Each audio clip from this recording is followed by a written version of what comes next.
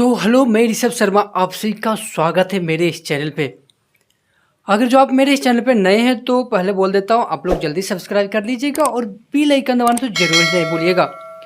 तो उत्तर प्रदेश के एक अमेठी जिला के एक इलाका पड़ता है अहरोबा भवानी, जहाँ के रहने वाला एक चंदन वर्मा का नाम का लड़का अपने बुलेट पे बैठे हुए कमर में गन खोसे हुए गुस्से से मुंह लाल किए हुए जाता है और जाकर एक दरवाज़ा खटखटाता है। वो दरवाज़ा जैसे ही खटखटाता हो तो दरवाज़ा खुलती है और ये अपने गन निकालकर ताबड़तोड़ फायरिंग करने लगता है। जब ये ताबड़तोड़ फायरिंग करता है तो ये देखता नहीं कि सामने कौन है। सामने एक मास्टर जी जिनका नाम सुनील कुमार होता है, उस पर ये ताबड़तोड़ 3 गोलियां मारता है। उसके बाद इनकी पत्नी जिनका नाम पूनम भारती होता है, उनको भी ये 2 गोलियां मारता है। उसके बाद जो 1.5 साल की बच्ची आंगन में खेल रही थी उसे भी एक गोली लग जाती है। और ये सब देखकर इनकी बड़ी बेटी जिसकी उम्र 6 से 7 साल होगी, वो डर कर भागने लगती है, छत पे जाने लगती है। लेकिन जैसे ही वो सीढ़ी के पास पहुंचती है, वो दरिंदा क्या करता है, उस बेटी को भी गोली मार देता है। ये जब देख लेता है कि सारे मर गए हैं तो ये खुद को मारना चाहा। ये खुद को पे गोली भी चलाता है, लेकिन किसी कारण बस गोली मिस हो जाती है। ये दोबारा सब चीज़ रेडी करता है और फिर से तैयारी करता है अपनी खुद को गोली मारने के लिए, लेकिन इसकी हिम्मत वहीं पे जवाब दे देती है। ये पूरी खबर सोशल मीडिया और बोले सब पर इतनी ज़्यादा वायरल होने लगी कि वहाँ की सरकार को एक्शन लेने पर मजबूर हो गया।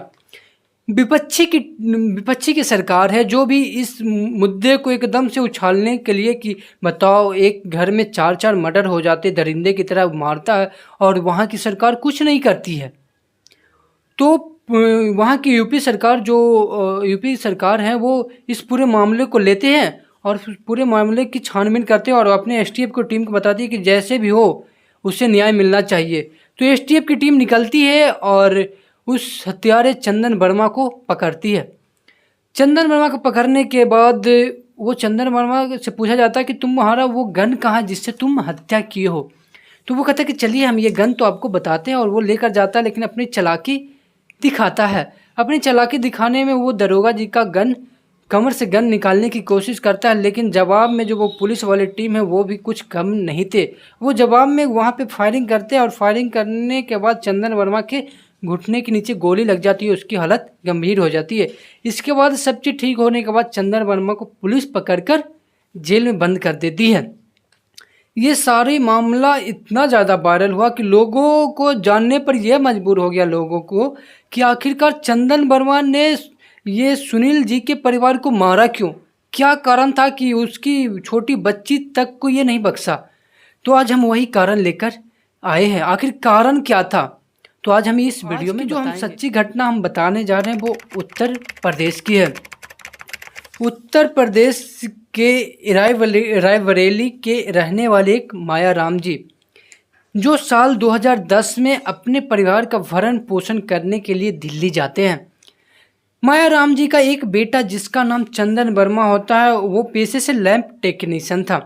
वो साल 2019 में जब लॉकडाउन का टाइम आने वाला था तो वो साल 2019 में वापस घर रायबरेली आ जाता है। रायबरेली में एक ये माटिया जगह पड़ती है, वहाँ ये रहता है। उसके तेलिया कोट में एक चाचा रहते हैं और ये चाचा से अक्सर मिलने के लिए 2 रोज पे 4 रोज पे मिलने के लिए जाता है। और इसके पास एक बुलेट होती है और देश से हट्टा कट्ठा इसका काम ज़्यादा कुछ नहीं, ये दबंगई काम करना, लोगों से बेफजूल लड़ने का काम करता था। ये बस एक मौका मिल जाए किसी कारण बस लोगों से लड़ने के लिए। इसका पहुंच अच्छे बड़े डॉक्टर के पास भी था और हॉस्पिटल में था। ये हुआ चंदन वर्मा का बात। और वहीं पे रायबरेली से थाना गदगंज के सुदामापुर के रहने वाले एक मजदूर किसान का बेटा जिसका नाम सुनील वर्मा होता है। सुनील वर्मा बचपन से होशियार, पढ़ने में तेज, पढ़ने में बहुत ज़्यादा मन लगाते हैं और ये काम करके मजदूरी करके अपनी पढ़ाई का खर्चा भी निकाल लेते और पढ़ते भी थे। इनकी पढ़ाई एक दिन रंग लाती है और साल 2018 में यूपी पुलिस की वैकेंसी आती है जिसमें ये भर्ती और इनकी पोस्ट मतलब अच्छी तरह परीक्षा जाने के बाद इनकी पोस्टिंग हो जाती है। परिवार की परिस्थिति देखकर ये मजबूरी में नौकरी करते हैं। इनका तो मन नौकरी करने का रहता नहीं है, लेकिन ये मजबूरी में नौकरी करते हैं। ये इनकी नौकरी की लगभग 1 साल हुई होगी, फिर मास्टर की वैकेंसी आती है और ये ट्राई करते हैं मास्टर में भरने के लिए और ये मास्टर की वैकेंसी भरते हैं। जहाँ इनकी मास्टर में तो नौकरी हो जाती है और इसे इनकी ट्रेनिंग के लिए यूपी के बीएसएफ ऑफिस में अटैचमेंट कर दिया जाता है। साल 2020 की बात करें, वहीं 6 महीना के बाद 29 जनवरी 2021 के कंपोजिट विद्यालय अमेठी का एक गांव पड़ता है पनहोना में इनकी पोस्टिंग हो जाती है और रोज़ाना ये अपनी बाइक से जाते हैं और सुबह जाते हैं और शाम को पढ़ाकर वापस घर लौट आते हैं। इनका दिनचर्या कुछ ऐसे ही चल रहा था, लेकिन एक दिन ये सोचते हैं कि जिस तरह मैं गुजारा मेरी ज़िंदगी चली है वो मेरे बच्चे लोग कभी ना देखें, वैसे दिन मेरे बच्चे लोग कभी ना देखें। ये अपनी बच्चे की अच्छी शिक्षा और अच्छी भरण पोषण करने के लिए वो शहर चेंज करते हैं। वो शहर चेंज करते करते एक बार वो पहुंच जाते हैं माटिया, जहां के रहने वाली ये चंदन वर्मा था।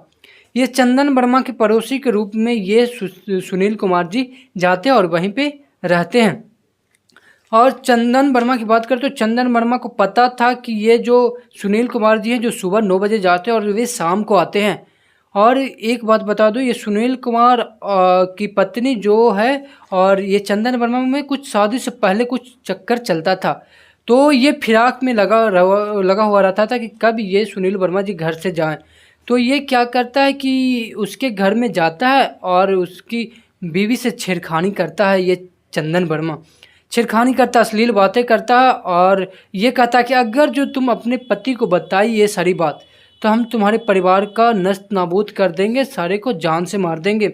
वो बेचारी डरी हुई अपने पति को नहीं बताती है, लेकिन एक दिन हद हो जाता है, ये कुछ ज़्यादा करने लगता है तो वो अपने मजबूरन अपने पति को ये सारी बात बताते हैं।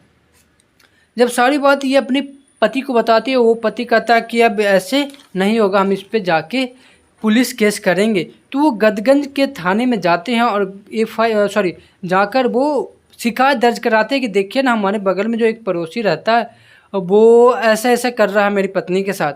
लेकिन एक बात बता दें, ये अपने पति को जो बताई कि ये चंदन वर्मा मेरे साथ ऐसा कर रहा, उससे पहले ये 2 बीघा ज़मीन लेते हैं और 2 बीघा ज़मीन में वो चंदन वर्मा में रखते हैं, गवाह के रूप में उसे रखते हैं। तो ये पहला केस तो मतलब पहला मुकदमा ये बोले गदगंज थाने में करते हैं, लेकिन वो वहाँ के जो पुलिस ऑफिसर थे वो इस मामले को ज़्यादा गंभीर रूप से नहीं लेते हैं। लेकिन वहीं बात करें भदोगर थाना में भी जाकर ये मुकदमा मतलब शिकायत दर्ज कराते हैं, लेकिन वहाँ की भी पुलिस कुछ खास नहीं कर पाती है।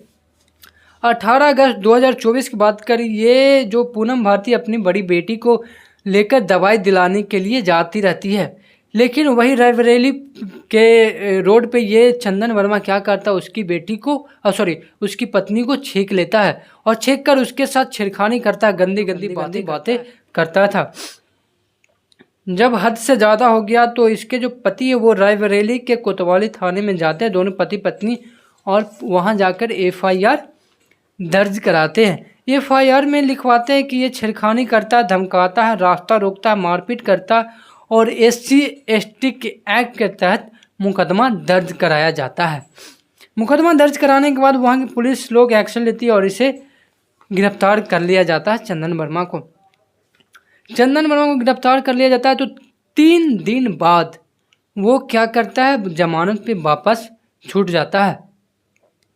वापस छूटने के बाद लगभग 3 महीना पहले मास्टर जी है जो उस मकान को छोड़कर अमेठी के एक शिव रतनगंज थाना लगता है, जहां से 5 किलोमीटर दूर एक कस्बा लगता है अरोवा भवानी, वहां के चौराहे के पास एक मुन्ना जी का मकान पड़ता है, वहां ये रहने लगते हैं। बौखलाया हुआ वो चंदन वर्मा उन सबको खोजने लगता है और उसे पता चलता है कि ये यहाँ पे रह रहे हैं। वो 12 सितंबर 2024 को एक स्टेटस लगाता है। वो स्टेटस में लिखता है कि 5 लोग मरेंगे, जल्द ही दिखाता हूँ। वो स्टेटस के बाद फिर 3 अक्टूबर 2024 की घटना है। शाम का टाइम था, नवरात्रि का वो फर्स्ट दिन मतलब हुआ था। वहाँ शाम 5:30 बजे दुर्गा भवानी की शक्तिपीठ पे आरती हो रही थी। वहाँ इतनी ज़्यादा भीड़ थी और हो रहा था, गान बजान हो रहा था, तो वो सारे लोग उसमें बिजी थे। ये चंदन वर्मा जाता है और उस मास्टर जी का जाकर दरवाज़ा खटखटाता है। दरवाज़ा खटखटाते और गुस्से में जाकर ताबड़तोड़ फायरिंग करता है। दरवाज़ा खुलते ही, दरवाज़ा जैसे ही खुलती है तो वो मास्टर जी को 3 गोली मारता है और उसकी पत्नी को 2 गोली मारता है। और उसकी जो बेटी जो आंगन में खेल रही थी उसे भी 1 गोली लगता है। और वो जो बड़ी बेटी है वो अपनी जान बचाने की कोशिश करती है, बेचारी भागने की कोशिश करती है, लेकिन ये दरिंदा उस बेटी को भी, बड़ी बेटी को भी नहीं छोड़ता और उसे भी गोली मार देता है। ये देख लेता है कि चारों लोग मर गए, तो ये खुद पे गोली चलाता है। कब? जब लोगों को ये पता चले कि कहीं गोलियां चलने की आवाज़ आ रही है, तो वो सबको लगा कि ये मतलब नवरात्रि का फर्स्ट टाइम है, लोग पटाखा जला रहे होंगे। तो देखते आसमान में तो ऐसा कुछ नहीं था, तो इनको ये सबको लगा कि ये मास्टर जी के घर से आ रहा है आवाज़। ये लोग दौड़ते उस मास्टर जी के घर में, तब ये देखता चंदन वर्मा के लोगों की भीड़ इकट्ठा हो रही है, तो ये खुद को गोली मारने की कोशिश करता है। जब ये खुद को गोली मारने की कोशिश करता है, लेकिन किसी कारण बस गोली मिस हो जाती है। ये दोबारा तो तैयारी करता है गोली मारने की, लेकिन इसकी हिम्मत वहीं पे जवाब दे देती है। ये वो दीवार छड़प कर वहाँ से अपनी बुलेट लेकर वहाँ से भाग जाता है और वहाँ से सीधे अमेठी से सीधा प्रयागराज और प्रयागराज से बस पकड़ता है नोएडा के लिए। ये पूरी घटना सोशल मीडिया और न्यूज़ नेटवर्क और अखबार में इतनी ज़्यादा वायरल होती है कि वहाँ की सरकार को इस पे एक्शन लेने के लिए मजबूर कर दिया जाता है। और जो विपक्षी की भी सरकार है, जो भी पूरे एकदम उछालने लगती है, उनको तो एक मौका चाहिए कि सरकार पे उछालने के लिए, कि आखिरकार क्या कर रही है पुलिस। एक घर में 4 मर्डर, दिन दहाड़े मर्डर हो जाता है और यहाँ की जो सरकार और पुलिस कुछ कर नहीं रही है। तो योगी सरकार, जो यूपी के योगी सरकार है, वो इस केस पर एक्शन लेते हैं और पूरे वो अपनी एसटीएफ टीम को आदेश देते हैं कि जैसे भी होकर इनके परिवार वालों को हमें न्याय दिलाना है। तो एसटीएफ की टीम पर जो दबाव दिया जाता है और कहता है कि जल्द से जल्द उस दरिंदे को पकड़ो। तो फिर उसके बाद जो चंदन वर्मा को पुलिस तो पकड़, जब ये नोएडा जाने के लिए, शिप पर जाने के लिए जैसे बैठने के लिए तैयार रहता है, तब वो एसटीएफ की टीम वहाँ तो इसे पकड़ लेती है।